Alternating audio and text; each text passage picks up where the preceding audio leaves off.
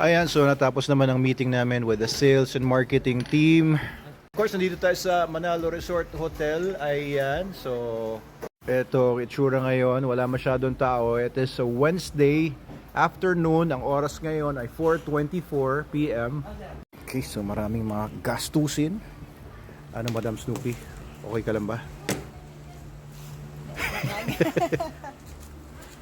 Dami naming operational expenses pero nakakatuwa naman. Kumita naman kami for the past 2 months of operation since March 15 dito sa Manalo Resort Hotel. Kaya ayos naman. But of course, lahat ng kinikita natin dito ay pinang-i-improve. Nag-meeting kami nga kanina ng sales and marketing team.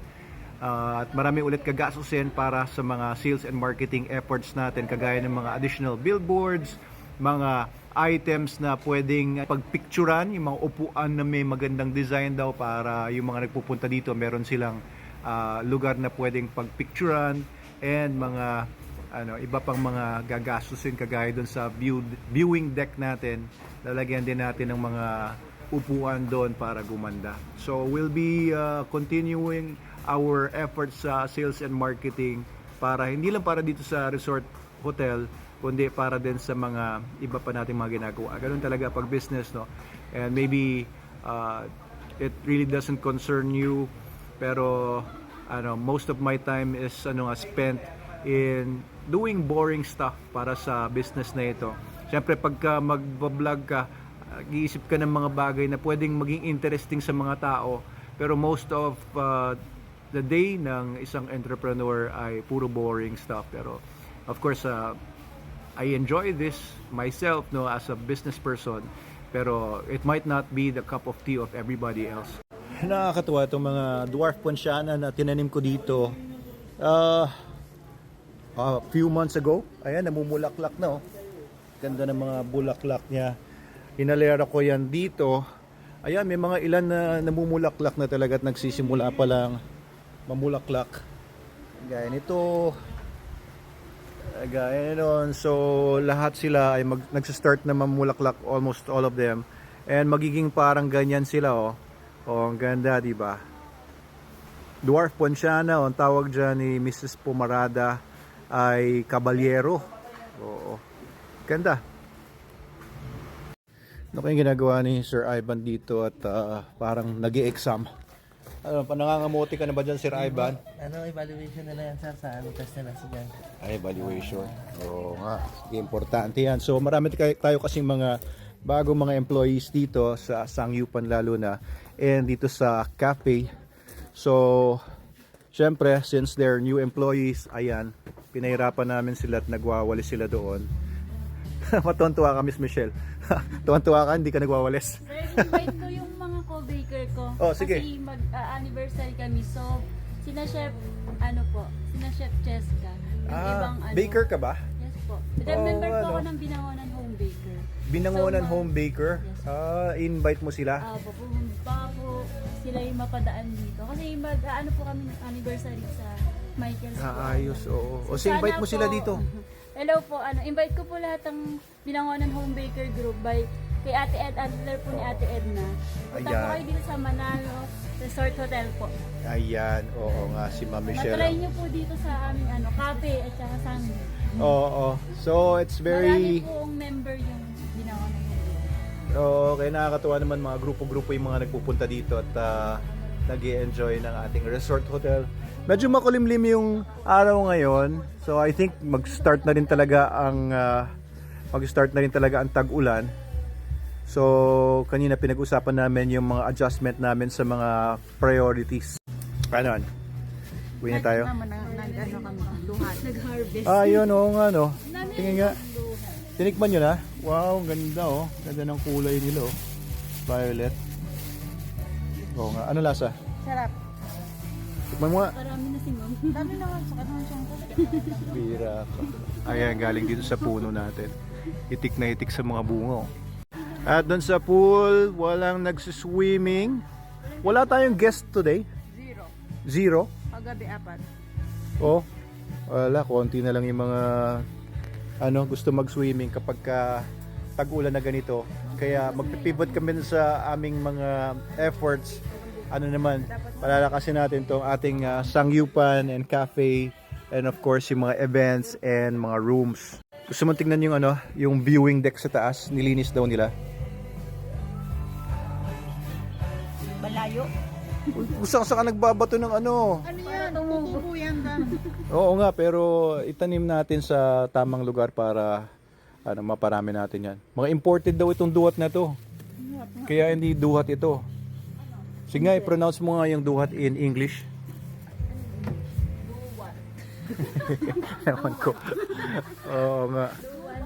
Ayan o, kuha na ko. Mamaya mahulog ka dyan. Pira ako, mahulog. Mawawalan ako ng magandang asawa. Anong nangyari sa'yo? Pag nervous ba to? Mahilog pa rin. Yan, kaya wala daw kaming guests today. Pero kanina umaga wala rin? Wala nga. Pero may mga kumain ba sa coffee shop, sa Sangyup simula kanina? Ha? Wala. Wala? As in zero tayo today? Oo. Ha? Oo. Zero sa cafe? Credit meron. Mga empleyado. Ang mga employees ang kumain lang dito. Ganyan talaga ano, may mga araw na talagang lagi kasing nagbabadyang umulan. Kaya parang yung mga tao ayaw nilang lumabas ng bahay nila. And of course, pag weekdays may mga trabaho din karamihan. So, hopefully ay hindi man tayo ma-zero mamaya bukas. Pero ganyan lang talaga ang buhay sa resort, ang business ng resort hotel. May mga peak seasons, may mga off peaks. Siguro gagawa lang tayo ng mga mga promo prices, no? Babaan natin yung mga prices natin sa mga rooms, maybe sa entrance, sa mga off peak. Oo.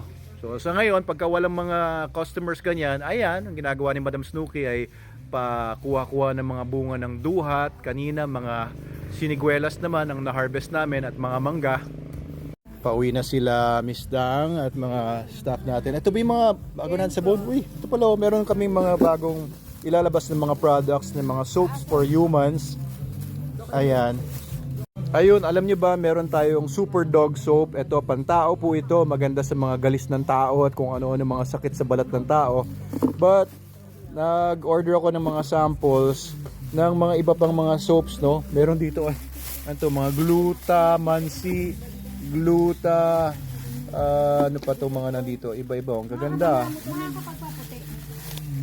Oh, lemon, rose, hip, gluta, pampaputi. Sino bang gusto magpaputi sa inyo? Lahat ba talaga ng mga tao gustong pumuti?